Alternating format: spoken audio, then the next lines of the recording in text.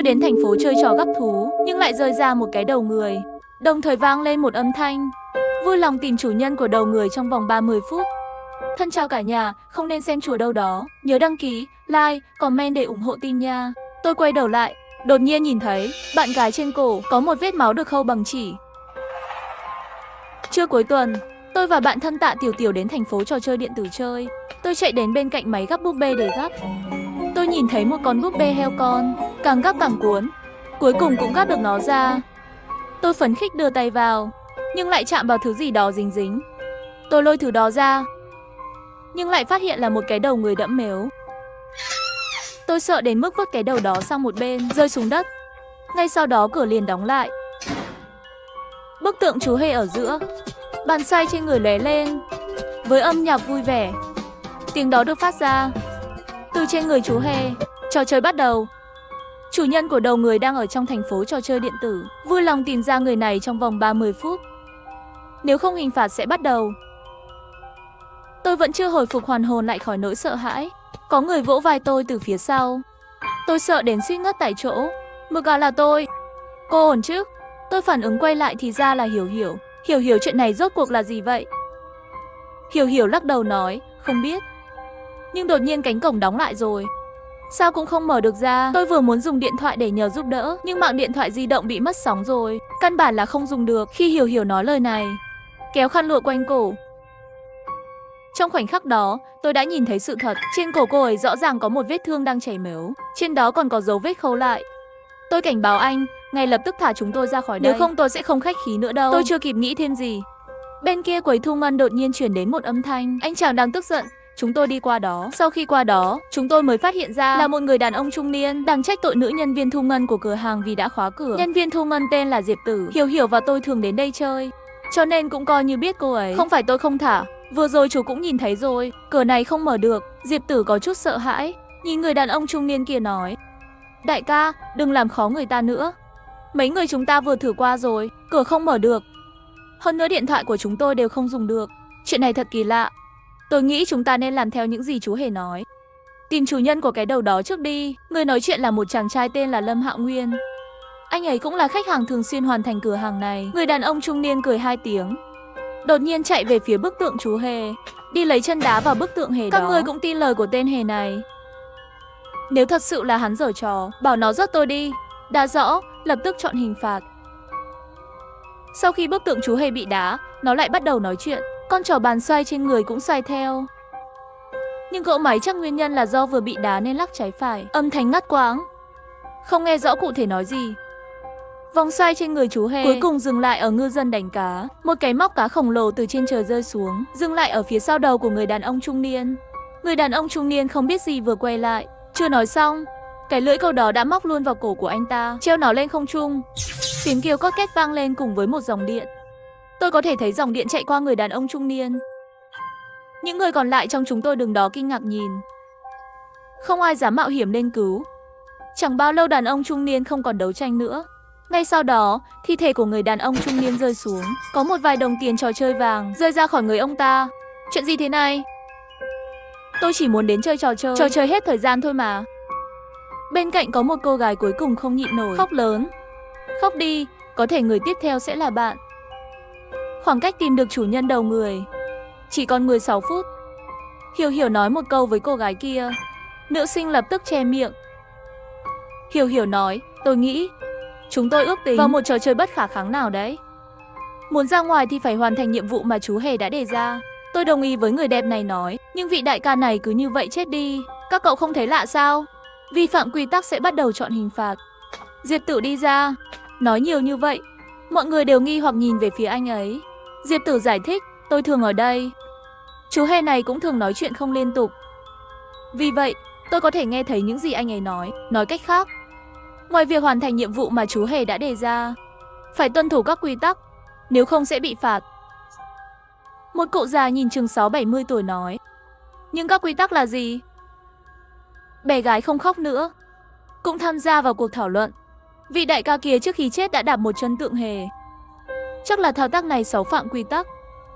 Thời gian không còn nhiều, tôi nghĩ chúng ta tìm ra chủ nhân của cái đầu sẽ quan trọng hơn. Phải, chú hề nói rằng chủ nhân của cái đầu đang ở trong số chúng ta. Ngoại trừ người chết, chúng ta còn 8 người. Làm sao phân biệt được? 8 người này trừ tôi. Hiểu Hiểu, Diệp Tử, Lâm Hạo Nguyên, cô gái bé và ông lão gia thì còn có một cặp đôi như tôi chưa từng nói một lời nào, nhưng cặp đôi luôn ở bên nhau thì thầm. Tôi không nói gì cả, bởi vì tôi luôn suy nghĩ cái vết miếu khâu bằng chỉ ở trên người Hiểu Hiểu. Trước tiên hãy xem đặc điểm của cái đầu đó. Lâm Hạo Nguyên đề nghị đến. Không cần xem nữa, tôi biết đầu của ai. Lúc này người con gái vẫn luôn không nói gì đã lên tiếng và từ từ đi đến trước mặt của Hiểu Hiểu. Giây tiếp theo người nam cũng xông tới, giữ tay Hiểu Hiểu. Không ai trong chúng tôi cũng chưa kịp phản ứng lại. Đôi tình nhân xé khăn quàng cổ trên cổ Hiểu Hiểu xuống. Sau khi khăn quàng cổ bị xé ra, cổ của Hiểu Hiểu lộ ra rõ ràng, vết máu khâu bằng chỉ ở trên cổ. Rất rõ ràng, thậm chí còn chảy ra ngoài. Mọi người nhìn cổ của cô ấy đi, vết máu trên đó vẫn còn chảy máu. Đầu của cô ấy được khâu lại đó, cho nên cái đầu đó chắc chắn là của cô ấy. Người nữ chỉ vào Tiểu Tiểu lớn tiếng nói. Những người ở đây nhìn Hiểu Hiểu, trên mặt đều là vẻ mặt ngạc nhiên. Vết máu gì? Hiểu Hiểu trông ngạc nhiên và bối rối. Có một vết máu trên cổ chị, có vẻ như đầu đã được khâu lại vậy. Cô gái nhỏ nhìn Hiểu Hiểu, rõ ràng có chút sợ hãi lùi lại 2 bước. Không thể nào, đây không thể là cái đầu tôi nối vào. Không tin thì hỏi cô ấy đi. Hiểu Hiểu nhìn tôi. Chúng ta biết nhau 5 năm rồi. Cậu chắc chắn có thể nhận ra đầu óc và thân thể của tớ có phải là tớ không? Tôi biết sâu được 5 năm rồi. Chúng ta là bạn tốt. Tôi bây giờ không thể không quan tâm tới cô ấy. Nhỡ đâu xảy ra hiểu lầm còn có thể hóa giải. Tôi có thể làm chứng. Cái đầu đó có phải của cô ấy không? Và logic của cô ấy cũng rất tốt. Có cô ấy ở đây sẽ chỉ tốt cho chúng ta. Hai người thả cô ấy ra trước đã. Có gì từ từ nói. Đừng lại đây. Người nam đột nhiên rút ra một con rêu ngắn từ người ra chĩa về tôi. Tại sao tôi phải tin cô? Tôi chỉ tin những gì mắt mình nhìn thấy. Nhìn con rêu sắc bén đó, tôi không còn dám tiến về phía trước. Nhưng tôi nghĩ tốt hơn là nên cẩn thận thì tốt hơn. Dù sao bây giờ tình huống đặc biệt, nếu nhầm lẫn. Lý Hạo Nguyên cũng giúp nói đỡ. Bớt nói nhảm lại. Ai có vết máu trên cổ và dấu vết của khâu. Đừng tưởng tôi không biết các anh nghĩ gì. Người là chúng tôi tìm được. Các người muốn nhận công lao. Chúng tôi vừa mới kết hôn. Những ngày tốt đẹp chỉ mới bắt đầu. Chúng tôi không muốn chết ở đây. Bởi vì cặp vợ chồng đó có rêu trên người, không ai dám đến gần họ. Họ dẫn Hiểu Hiểu đến bức tượng chú hề. Ấn một phát xuống quỳ luôn ở dưới đất. Người nữ nói với chú hề, là cô ấy sao? Chủ nhân của cái đầu là cô ấy. Là hai chúng tôi tìm ra. Anh mau thả chúng tôi ra. Tượng chú hề trên người lại bắt đầu phát ra âm nhạc vui vẻ. Bàn xoay cũng xoay theo. Rất nhanh con trỏ đã dừng lại ở trên cao thủ bắn súng. Bởi vì chuyện người câu cá vừa rồi. Bây giờ chúng tôi trong lòng đều biết. Cao thủ bắn súng này chắc chắn đây cũng là một hình phạt. Nhưng lần này chú hề không nói gì. Cho nên mọi người đều không biết tình huống gì. Nhất định là đang bắt đầu trừng phạt cô ấy rồi. Giọng nói của người phụ nữ vừa dứt, cô ấy giống như một quả bóng bay phồng lên vậy. Bay lên trần nhà. Đôi mắt sợ hãi của chúng tôi nhìn theo cô ấy bay lên trần nhà. Phát hiện trên trần nhà có 7 quả bóng bay nữ tình nhân giống hệt nhau. Lúc này tên hề nói. Người chọn sai sẽ bị trừng phạt. Vui lòng chọn một người để phá vỡ 6 quả bóng bay trong 1 phút. Nếu quả bóng người không bị vỡ, sẽ có thể thoát khỏi sự trừng phạt. Thời gian bắt đầu, nếu không ai bắn. Trong 1 phút nữa, tất cả những quả bóng người đó sẽ tự nổ. Chú hề nói xong. Một khẩu súng bắn từ trên trời rơi xuống, trước mặt người nam. Người nam nhìn vào khẩu súng đó. Cả người đều là trạng thái đờ đẫn. Tôi nhân cơ hội đi qua kéo Hiểu Hiểu lại phía mình. Nếu người bị trừng phạt là cặp đôi đó, vậy thì đầu người đó không phải của Hiểu Hiểu. Sao lại làm vậy với chúng tôi? Chúng tôi vừa mới đính hôn xong. Người nam bật khóc. Bây giờ người duy nhất có thể cứu vị hôn thê của anh chỉ có thể là chính anh thôi. Nếu anh đã yêu cô ấy nhiều như vậy, chắc chắn sẽ nhận ra cô ấy. Nhanh lên, thời gian không còn nhiều nữa. Hiểu Hiểu nhắc nhở anh ấy. Người nam cầm lấy súng, nhẹ nhàng cầm súng nhắm vào quả bóng người trên trần nhà. Chắc là bởi vì anh ta cũng không thể phân biệt được cái nào mới là hôn thê của anh ấy. Lâu rồi vẫn không dám bóp cò. 10 giây cuối cùng đếm ngược 10, 9. Khi chú hề bắt đầu đếm ngược, người nam như bị kích thích vậy. Vừa hét lên, vừa bắt đầu bắn vào của bóng người trên trần nhà. 3 phát súng đầu tiên trúng của bóng bay của con người, bắn trúng rồi biến mất luôn, không có gì đặc biệt. Nhưng quả bóng bay người thứ tư phát nổ. Nổ ra bên trong toàn là mếu và thịt. Đồng thời còn rơi xuống mấy đồng tiền trò chơi vàng. Người thật đã bị bắn chết. Trừng phạt kết thúc. Chú hề ngừng đếm ngược. Công bố kết quả. Cho nên vừa rồi, người nam bắn nổ của bóng người đó là hôn thê của anh ấy. Tất cả là do cô. Nếu không phải cô, Tiểu Ánh cũng sẽ không chọn sai. Vậy thì tôi cũng sẽ không bị buộc phải rớt cô ấy. Người nam đột nhiên chĩa súng vào Hiểu Hiểu mắng chửi ầm ĩ. Lâm Hạo Nguyên nhìn thấy vậy lập tức chạy về phía người nam. Súng không nổ như dự kiến. Lâm Hạo Nguyên một cước đá cây súng trong tay người nam ra. Người nam rất đau khổ. Súng trong tay rơi xuống đất. Mau tìm cái gì đó để trói anh ấy lại, nếu không sẽ ảnh hưởng đến việc hoàn thành nhiệm vụ của chúng ta. Mọi người đều phải chết. Lâm Hạo Nguyên khống chế lại người nam. Diệt Tử nhanh chóng tìm được một sợi dây dài đến. Mọi người cùng nhau hợp sức, trói cổ và chéo hai tay anh ta ra sau lưng. Cảm ơn cậu. Sau khi buộc xong người nam lại, Hiểu Hiểu nói lời cảm ơn với Lâm Hạo Nguyên. Mọi người đều là một con châu chấu trên một sợi dây. Hơn nữa vừa rồi phân tích của cô cũng có lý. Có cô ở đây, tôi tin chúng ta sẽ dễ dàng thoát khỏi đây hơn. Không nhiều thời gian nữa. Chúng ta có nên tiếp tục hoàn thành nhiệm vụ của chú Hề không? Ông lão đưa chủ đề trở lại chủ đề chính. Lúc nãy khi tôi bị họ khống chế, tôi vô tình nhìn thấy cổ của người đàn ông bị treo cổ. Có gì đó không ổn. Hiểu Hiểu vừa đi vừa nói tới người đàn ông trung niên kia. Bên cạnh người đàn ông trung niên kia, mở cổ áo sơ mi nam nhân ra một chút, rồi dùng tay sờ cổ người đàn ông trung niên. Có một lớp bột trên tay. Chúng tôi cũng đi qua nhìn cổ người đàn ông. Cổ của đàn ông trung niên thật kỳ lạ. Phần da trên là rõ ràng, tối hơn nhiều so với nửa dưới của da. Chỉ là trên đó bị che bởi một lớp kem che khuyết điểm dày, che khuất, nên lúc đầu chúng ta không để ý đến. Lâm Hạo Nhiên nói rồi đi đến bên cạnh cái đầu người kia. Anh ấy ngồi xổm xuống nhìn cái đầu người kia một hồi, nói, cái đầu này trông rất giống đầu của đàn ông. Và cơ thể của người đàn ông trung niên đó trông cũng khớp. Vậy xem ra, rất có thể là ông ấy. Không chắc, mọi người quên vết trên cổ của Hiểu Hiểu rồi à? Nhìn vào dấu vết đó, ông ấy thực sự là nghi phạm, nhưng ông ấy không phải. Đúng vậy, tôi nghĩ lúc chúng ta bị nhốt ở đây, chúng ta đã bị bí mật đặt một số bẫy trên người, giống như vết thương ở trên cổ tôi vậy, để làm chúng ta bối rối. Hiểu Hiểu đồng ý với cách nghĩ của tôi. Lâm Hạo Nguyên đề nghị mọi người kiểm tra cổ của nhau, xem còn chỗ nào khả nghi nữa không. Sau khi mọi người kiểm tra, phát hiện ngoại trừ Hiểu Hiểu ra, cổ của người khác trông bình thường. Bây giờ nghi ngờ lớn nhất chắc hẳn là người đàn ông trung niên này rồi. Nhưng ai sẽ nói với chú Hề kết quả này? Nếu nó sai, chẳng phải sẽ bị trừng phạt như cô gái đó sao? Cô gái nhỏ sợ hãi, đồng thời cũng bày tỏ sự lo lắng trong lòng mọi người. Để công bằng, bốc thăm đi, mọi người không có cách nào khác, cũng chỉ có thể đồng ý thôi. Diệt Tử tìm thấy bút và giấy. Trước sự chứng kiến của mọi người, tôi đã viết 6 ghi chú. Một trong số đó có một ngôi sao được vẽ trên đó, sau đó bỏ vào hộp rút thăm trúng thưởng. Rất nhanh kết quả đã có. Người rút được ghi chú sao là cô bé đó. Cô bé hét lên, sau đó vứt ghi chú đi. Tôi không muốn chết. Tôi không đi. Cô bé đó chỉ vào Hiểu Hiểu có chút không mạch lạc. Là chị, tôi nghĩ chị có vấn đề, luôn theo kịp nhịp điệu. Hơn nữa cổ của mọi người đều không có gì, chỉ có cổ chị là có vấn đề. Có phải chị muốn hại chết chúng tôi phải không? Vừa rồi em đã đồng ý rút thăm rồi. Bây giờ nếu muốn lật lọng thì sẽ mất lòng tin trong lòng người khác đó. Mọi người không ai sẽ muốn hợp tác với em. Em nghĩ em có thể thoát khỏi đây một mình à? Nhưng em vẫn còn trẻ. Tôi không muốn chết. Cô bé vừa khóc vừa lùi lại. Tôi đi cho, một giọng nói cũ vang lên. Tôi nhìn qua, nhìn thấy ông lão đó đã đi về phía bức tượng rồi. Hành động này của ông lão làm cho mọi người ở đây có chút áp lực. Sau khi đến trước mặt chú Hề, ông lão cười nhạt. Vợ tôi mất cách đây 1 năm. Cả hai con trai tôi đều không quan tâm đến tôi, cho nên tôi sẽ đến trò chơi điện tử này khi rảnh, chơi để giết thời gian. Nói đến đây, ông lão nhìn về phía cô bé. Búp bê nhỏ có thể cháu không nhớ. Lần đầu tiên tôi đến đây, bởi vì không biết chơi, lúc đó cháu đã ở bên cạnh dạy ông cách chơi, để ông tìm thấy niềm vui ở đây. Cháu nói đúng, cháu còn nhỏ, tương lai còn dài. Ông không như vậy, ông đã bằng này tuổi rồi, cho dù là sai, cũng coi như là làm một việc tốt đi.